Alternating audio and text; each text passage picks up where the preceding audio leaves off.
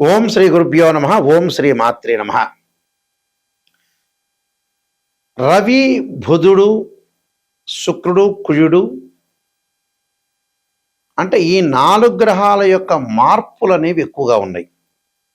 అంటే రవి, బుధుడు, కుజుడు, శుక్రుడు ఈ మే నెలలో వివిధ రాశుల్లో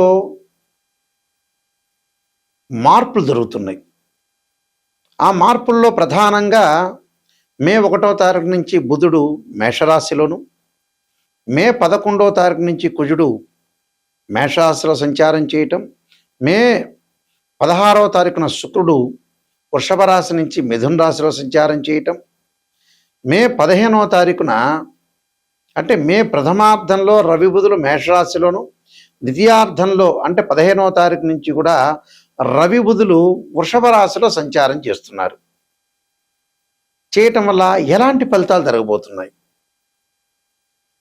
అనేది చూసుకునేటట్టయితే ఇవన్నీ కూడా గోచార రీత్యా చెప్పబడే ఫలితాలు అంటారు. గోచార పరంగా ఏ విధంగా ఉండబోతుంది, ఎలాంటి మార్పులు, ఎలాంటి పరిణామాలు జరగబోతున్నాయి, ఇవన్నీ కూడా బర్త్ చార్ట్ అనుసరించి కావు, గోచారాన్ని నుంచి మాత్రమే చెప్పబడిన ఫలితాలు. అయితే గోచార పరంగా ఏ విధంగా ఉండబోతుంది అంటే మేషాది ద్వాదశ రాశుల వాళ్ళకి రవి, బుధ, శుక్ర, కుజుడు మాత్రం. శుక్రుడు వివాహకారకుడు, కళత్రకారకుడు, ఒక రకంగా 20% ధనకారకుడు కూడా. అంటే లగ్జరీని, వాహనాలు, బంగారము దాని యొక్క కారకత్వాలు. కుజుడు రియల్ ఎస్టేటు, కన్స్ట్రక్షను, కోర్టులు, అప్పులు, ఆస్తులు, అన్నదమ్ములు. రవి ఉద్యోగపరంగా, ఆరోగ్యపరంగా, బుధుడు వ్యాపార పరంగా. అంటే ఈ 4 గ్రహాలు కూడా ప్రధానమైన గ్రహాలు. ఈ ప్రధాన గ్రహాలు ఏమవుతున్నాయి, ఈ మే నెలలో తొందరగా మార్పు జరుగుతున్నాయి. ఆ తొందరగా మార్పు జరగటం వల్ల ఎలాంటి ఫలితాలు రాబోతున్నాయి, ద్వాదశ రాశుల వాళ్ళకి ఎలాంటి నిర్ణయాలు తీసుకోవాలి, ఉద్యోగము, వ్యాపారము, అలానే రియల్ ఎస్టేటు, కన్స్ట్రక్షన్సు, వ్యాపార పరంగానే కాకుండా ఆరోగ్యపరంగా, ఉద్యోగపరంగా, వివాహపరంగా ఎలాంటి మార్పులు జరగబోతున్నాయి అనేవి మనం ముందుగా తెలుసుకుందాం. ఈ రాశుల వాళ్ళందరికీ కూడా ఏ విధంగా జరుగుతున్నాయి, ఎలాంటి పరిహారాలు చేసుకోవాలి, ఎలాంటి పరిహారాలు చేసుకుంటే మనం ముందుకు వెళ్ళగలుగుతాం, ఎంత నెగిటివ్ ఉంది, ఎంత పాజిటివ్ ఉంది. నెగిటివ్ కూడా చాలా ఇంపార్టెంట్. పాజిటివ్ కంటే ఎప్పుడు కూడా నెగిటివ్నే ఇంపార్టెంట్. నెగిటివ్ తెలుసుకున్నామా మనం పాజిటివ్ అయిపోయినట్టే. సింపుల్, అది సింపుల్ మ్యాథమెటికల్ ఈక్వేషన్ లాంటిది అది. అందువల్ల ఖచ్చితంగా మీరు తెలుసుకోండి, నిజాన్ని తెలుసుకొని ముందుకెళ్తేనే మనకు మంచి జరిగే అవకాశం ఉంటుంది. ఎప్పుడూ కూడా నిజం నిప్పు లాంటిది. అబద్ధం ఆడామనుకో మనం మోసం చేసుకున్నట్టే. సింపుల్ అది. ఎదుటివాడికి ఏమీ కాదు, మనం మోసం చేసుకున్నట్టు అర్థం. అంటే మనం వ్యాధి అంతా లోపల ఉంచుకున్నట్టు అర్థం. కాబట్టి అన్ని విషయాలు మీరు తెలుసుకోండి. ఇప్పుడు ఈ రాశుల వాళ్ళందరూ కూడా ఏ విధంగా ఫలితాలు జరుగుతాయో తెలుసుకుందాం. మీనరాశి వారికి రవి, బుధ, శుక్ర, కుజుల యొక్క కలయిక వల్ల ఏ విధంగా ఉండబోతుంది. ఆరోగ్యపరంగా కొంత జాగ్రత్తగా ఉండాలి. కుటుంబంలో వివాదాలు రాకుండా, కుటుంబంలో బంధుమిత్రులతో యొక్క కలయిక వల్ల కానీ, మిత్రుల వల్ల కానీ కొంత గొడవలు రాకుండా ఆచితూచి అడుగు వేసుకోవాలి. అలానే కొన్ని ఇబ్బందులు ఎదురయ్యే అవకాశాలు కూడా ఉంటాయి. అనవసరమైన ఖర్చులు విపరీతంగా పెరగకుండా చూసుకోండి. డబ్బులు వస్తాయి, వచ్చినా కూడా అనవసరమైన ఖర్చులు బాగా పెరుగుతుంటాయి. డబ్బు విషయంలో చాలా పొదుపు పాటించాలి. అంటే దేనికి పొదుపు పాటించాలని గురువుగారు చెప్పంగానే మీ పెళ్ళికి మ్యారేజ్ బ్యూరోకి డబ్బులు కట్టకపోవటం, తర్వాత సంబంధం చూడటానికి హైదరాబాద్ నుంచి వైజాగ్ వెళ్ళకపోవటం, దాని బదులు సెల్ ఫోన్ కొనటం, ఇలాంటి పిచ్చి పిచ్చి కార్యక్రమాలు చేయొద్దండి. ఎక్కడ మనకి డబ్బులు ఉన్నాయో దాన్ని మంచిగా ఖర్చు పెట్టడం నేర్చుకోండి. టోటల్గా మనిషి ఫెయిల్ అయ్యేది ఏంటంటే, డబ్బులు ఉన్నా కూడా ఫెయిల్ కావడానికి కారణం ఏంటంటే ఆ డబ్బులను కరెక్ట్గా మనం సద్వినియోగం చేసుకోకపోవటం ఫెయిల్యూర్స్. అదే మెయిన్.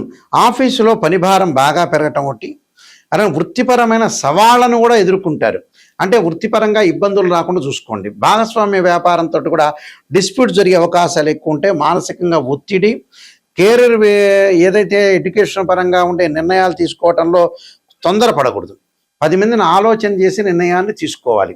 అలానే శుభ కార్యక్రమాల్లో పాల్గొనే అవకాశాలు బాగా ఎక్కువ ఉంటుంది. అలానే పిత్రార్జితం బాగా కలిసి రావటం, కోర్టు సమస్యల పరిష్కారం కావటం, నూతన వ్యక్తుల ద్వారా కూడా అధిక లాభాలు పొందే అవకాశాలు ఎక్కువ ఉంటుంది.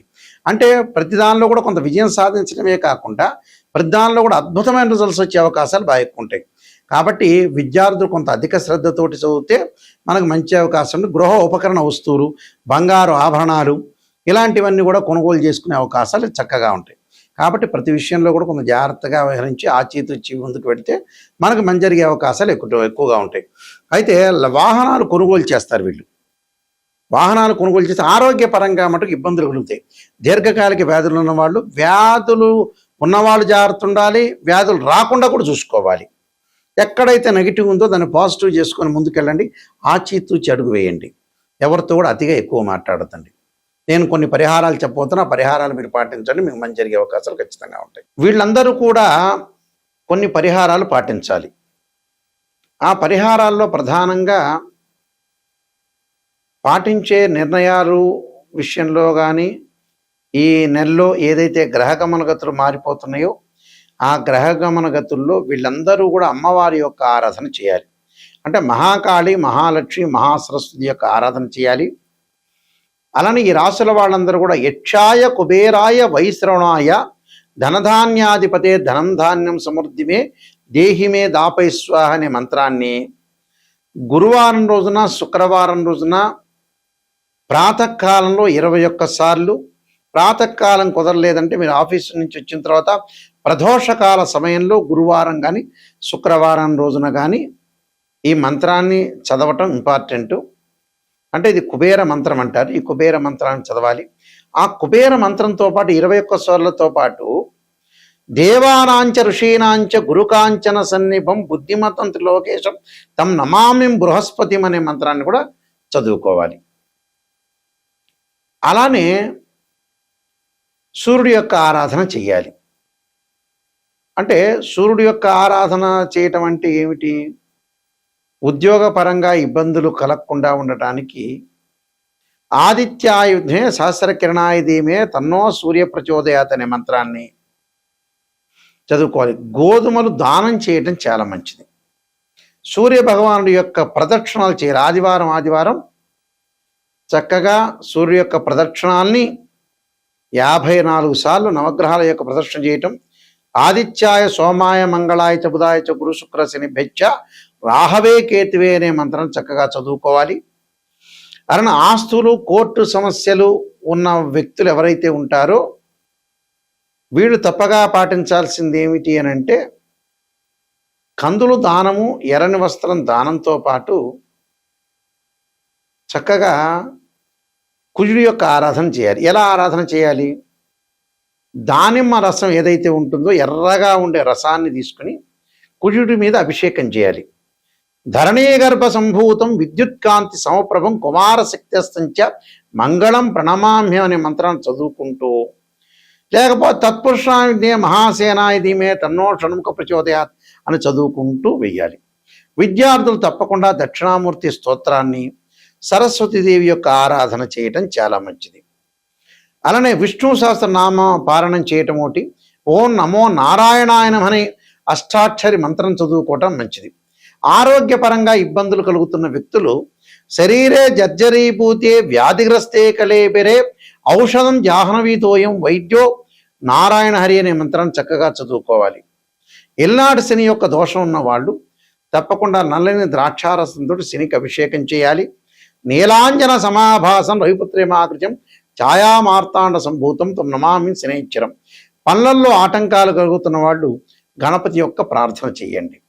చేయటం వల్ల మీకు మంచి జరిగే అవకాశాలు ఖచ్చితంగా ఉంటాయి. అయితే ఒక జాతకాన్ని ఎప్పుడూ కూడా మనం అనాలిసిస్ చేసేటప్పుడు చాలామంది ఆలోచన చేస్తుంటారు. ఒక ఆస్ట్రాలజర్ని అప్రోచ్ అయ్యేటప్పుడు మా దానిలో కొన్ని కేటగిరీస్ ఉన్నాయి. దేవాలయంలో అర్చకులకి జ్యోతిష్యం అనేది కాదు, నామినల్గా చెప్తారు వాళ్ళు. మ్యాథమెటికల్ క్యాలిక్యులేషన్స్ చెప్పరు. వాళ్ళ కిందట అర్చకత్వంలో వాళ్ళు నిష్ణాతులు. ఆ దేవాలయాన్ని చక్కగా చూసుకోవటం, పరిరక్షణ చేయటం, విగ్రహాన్ని చక్కగా కడగటము, విగ్రహానికి మంచి బట్టలు కట్టించడం, ధూపదీప నైవేద్యాలతో పూజ చేయటం, మంచిగా ఏదైతే స్త్రీ సూక్తంతో, పురుష సూక్తంతో, శివుడికి రుద్రాభిషేకంతో, సుబ్రహ్మణ్య స్వామి యొక్క అష్టకము, అష్టోత్తర శతనామావళి, చక్కగా ధూపము, దీపము, నైవేద్యాలు, అలంకరణ, పుష్ప అలంకరణతోటి చేయటం అనేది వాళ్ళ విధి.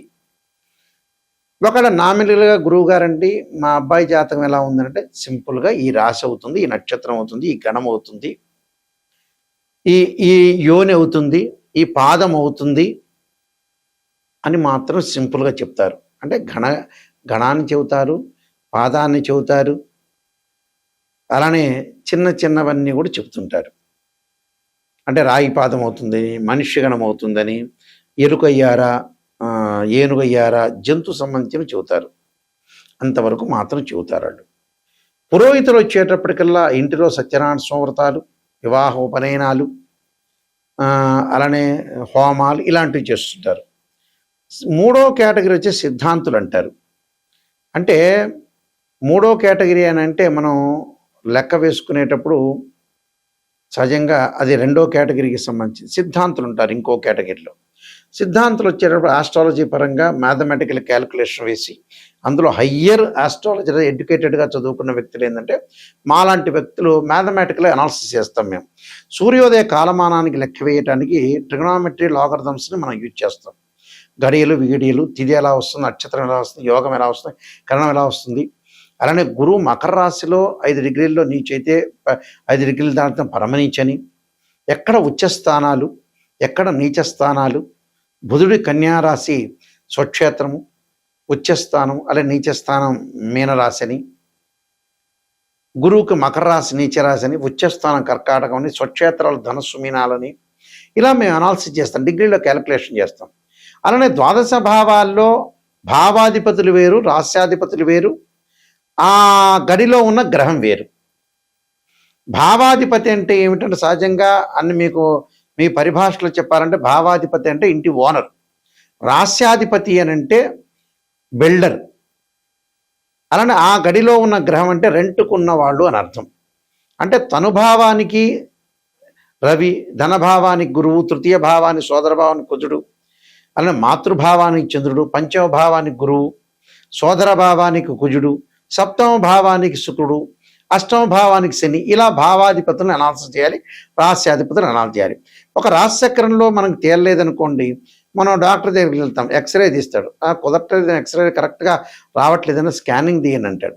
స్కానింగ్ సరిగా కనపడలేదనుకోండి, సిటీ స్కాన్, ఎంఆర్ఐ స్కాన్ తీస్తారు. అలానే రాశిచక్రంలో మనం ఏదైతే గ్రహస్థితి అనేది కరెక్ట్గా తెలియదో, అనుమానం వస్తుందో, ఎంబటే ఒక వివాహానికి నవాంశాన్ని చూస్తాం, భావచక్రాన్ని చూస్తాం. వృత్తిపరంగా ఎలా ఉంది అని అంటే రాశిచక్రము, దశమాంశం, భావచక్రము, దశలో అంతర్దశలు. సంతానం కలుగుతుందా లేదా అంటే రాశిచక్రము, సప్తమాంశ చక్రం, భావచక్రము, దశలు అంతర్దశలు.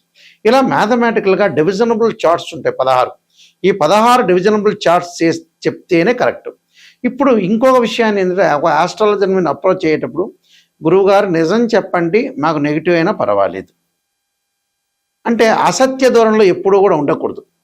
సత్య దూరం అంటారు చూసారా, నిజాన్ని చెప్పించుకున్నాను అనుకోండి, ఆ నెగిటివ్లోంచి మీరు పాజిటివ్ వచ్చే అవకాశం ఉంటుంది. అబద్ధం వల్ల పెద్దగా జ్యోతిష్యం చెప్పించుకోవడం లాభం లేదండి, మీ డబ్బులు వేస్ట్ అవుతాయి. ఆ డబ్బులు ఏదో పక్కన వాళ్ళకి ఇస్తే పక్కింటి వాళ్ళు ఎవడో ఉంటాడు కదా, వాడు ఇంద్రుడు అవుతాడు, చంద్రుడు అవుతాడు, చంద్రబాబు నాయుడు తర్వాత మీరే ముఖ్యమంత్రి అవుతారని చెబుతాడు ఆటోమేటిక్గా. అలా చెప్పించుకోవచ్చు. ఆస్ట్రాలజీని అప్రోచ్ అయ్యేటప్పుడు నిజం తెలుసుకుంటే మాత్రమే ఆస్ట్రాలజీని అప్రోచ్ కావాలి. నేననే కాదు, ఎవరినైనా సరే. ఎందుకంటే నా బాధ్యత ఉంటుంది కాబట్టి, నేను చాలా సీనియర్ని, మా ఫాదరు, గ్రాండ్ ఫాదర్ అందరూ సిద్ధాంతులు కాబట్టి మేము వంశపారంపర్యంగా ఈరోజు చెప్పటం కాదు, అన్ని రకరకాల ఛానల్స్ అన్నీ కూడా ఎక్కువ ఛానల్స్ నాతోనే డివోషనల్ స్టార్ట్ అయినాయి. చాలా హైదరాబాద్లో ఉండే నెంబర్ ఆఫ్ ఛానల్స్ కానీ అవన్నీ కూడా నాతోనే స్టార్ట్ అయినాయి. నేను రాజమండ్రి మోహన్ పబ్లికేషన్ రైటర్ని కూడా. కాలసర్పయోగము, కాలసర్పయోగ చంద్రిక, రాహుకేతువులు, ఛాయాగ్రహాలు, స్వప్నశాస్త్రము, అలానే బృహత్ పరిహార సింధు, జాతక చంద్రిక, వివాహ మార్తాండము, పుత్ర గణపతి వ్రతము, సర్వదేవత గోత్రులు పార్ట్ 1, పార్ట్ 2, ఇలాంటి ప్రొడక్షన్ ఆఫ్ ఆస్ట్రాలజీ, ఇలాంటి చాలా గ్రంథాలన్నీ కూడా నేను రాశాను. మా వెబ్సైట్ nayakanti.com, nayakanti.in.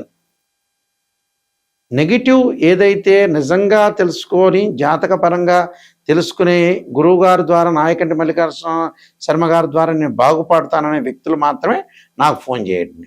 కాలక్షేపానికి చేయొద్దండి. నిజంగా వారి ద్వారా మనం బాగుపడాలి, నిజం తెలుసుకోవాలి, మన లైఫ్ ఏంటి, ఎటు టర్నింగ్ అవుతుంది, ఎంతవరకు మనం సంపాదించగలుగుతాం, ఉద్యోగం, వ్యాపారం అన్ని విషయాల్లో తెలుసుకోవాలి, నిజంగా తెలుసుకోవాలి అనే వ్యక్తులు మాత్రం నాకు నెంబర్కి ఫోన్ చేయండి.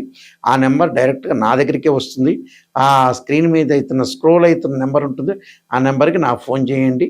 ఫోన్ చేస్తే, ఎందుకంటే మేము వంశపారంపర్యంగా చెప్పేవాళ్ళం, మీరు జాగ్రత్తగా అనుసరించి మీ లైఫ్ని మా ద్వారా మీరు బాగు చేసుకోవాలని ఆశిస్తున్నాను. మీ అందరికి కూడా శ్రీ పరమేశ్వరుడి యొక్క కరుణాకటాక్షం ఉండాలని ఆశిస్తూ సర్వే జనా సుఖినో భవంతు.